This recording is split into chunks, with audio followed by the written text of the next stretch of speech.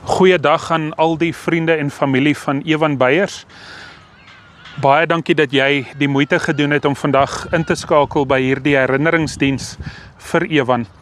En wanneer ons op 'n dag soos vandag by mekaar kom, dan doen ons dit hoofsaaklik om twee redes. Een van die eerste redes hoekom ons op 'n dag soos vandag by mekaar kom, is om te onthou. En elkeen van julle het 'n unieke pad met Ewan gestap. 'n Gedeelte van jou lewe waar Ewan jou lewe vol kon maak op sy unieke manier. Ewan was 'n geliefde broer, hy was 'n geliefde eggenoot gewees en hy was 'n dierbare vriend vir almal wat hom geken het. En ek is seker as jy vandag of in die komende week 'n tydjie neem om aan Ewan te dink of dalk selfs oor hom te praat, is daar soveel meer herinneringe wat elkeen van julle sal kan deel. Maar 'n tweede rede hoekom ons op 'n dag soos vandag by mekaar kom, is om vertroos te word.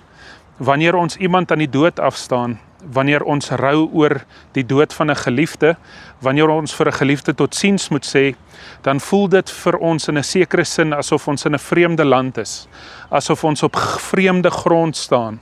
Die grond onder ons voete voel nie heeltemal so stewig soos wat dit onder normale omstandighede voel nie. Dit voel vir ons asof ons in totale vreemde terrein rondloop.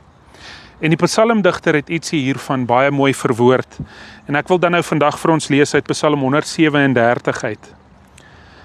By die riviere van Babel, daar het ons gesit en ons trane het gevloei as ons aan Sion dink.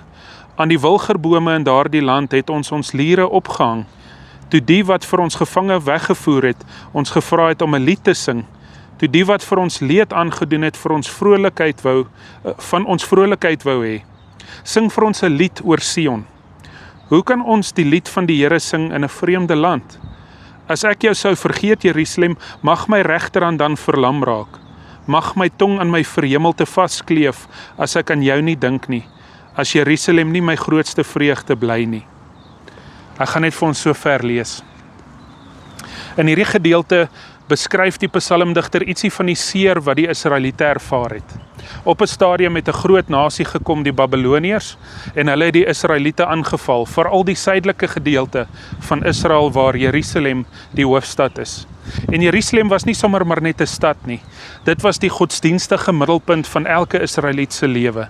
Dit was op die berg Sion gebou en daar was die tempel waar elke goeie gelowige Israeliet offers aan die Here gaan bring het en vir die Here gaan aanbid het. Daar was eintlik vir 'n Israeliet geen ander plek op aarde waar die Here so teenwoordig was soos in Jerusalem nie. Maar nou is hierdie Israeliete aangeval en sommige van hierdie Israeliete is weggevoer na Babylon toe. En nou sit hulle in die riviere van Babylon, teen die walle van hierdie riviere, en hulle dink terug, hulle onthou, amper soos wat ons vandag ook vir Ewan onthou. Hulle onthou die goeie dae. Hulle onthou hulle gelag en hulle gesing daartoe hulle nog in Jerusalem kon wees, in hulle eie land Israel kon wees. Hulle dink terug aan die dae toe alles nog goed en lekker en reg vir hulle was. Maar nou bevind hulle self op vreemde grond. En hierdie vreemde nasie, hierdie Babiloniërs, verwag van hulle amper so half spottenderwys dat hulle liedere moet sing, die liedere wat hulle in Jerusalem gesing het. En nou sê hier die Israeliete, maar hoe kan ons hierdie liedere sing? Ons het ons liere, ons instrumente in die bome opgehang, want ons kan nie eers ons instrumente speel nie. Hoe kan ons die liedere sing wat ons in Israel, in Jerusalem gesing het? Ons bevind onsself op vreemde grond, in 'n vreemde land. Hoe kan ons hier ons liedere sing? Aan die een kant voel ek en jy dalk ook vandag so, elkeen van julle, hier waar ons vir Ewan groet. Dalk voel dit vir jou, maar hoe kan ek liedere sing? Hoe kan ek opgewonde wees? Hoe kan ek vreugde ervaar hier waar ek totsiens moet sê vir iemand wat so baie vir my beteken? Maar die Israeliete het nie daar gestop nie. Hulle sê verder in hierdie pragtige psalm op 'n krom en 'n skeef manier dat hulle steeds bly vertrou in die Here. Die Here is nie net 'n God wat deur ver weg van hulle in Jerusalem teenwoordig is nie. Hulle weet, in die midde van hierdie situasie van trane en van vrees en van bekommernis, is die Here ook by hulle. Mag elkeen van julle vandag daardie troos ervaar in hierdie tyd wat vir elkeen van julle voorlê. Amen. Hemelvader, dankie dat U 'n liefdevolle God is. Dankie dat ons die voorreg kon gehad het om Ewan in ons lewens te hê. En dankie dat hy soveel mense se lewens aangeraak het op sy unieke manier. Vader, gaan met Chantel, gaan met sy familie en sy vriende, dat hulle elke oomblik sal weet, al sit hulle dalk teen die walle in Babylon en hulle huil, en hulle weet nie hoe om liedere te sing in 'n vreemde land nie. Vader, help hulle en lei hulle, dat hulle tog stil weet, U is naby, en hulle kan in U vertrou, want U hande is veilig. Ons vra dit alles in U naam. Amen.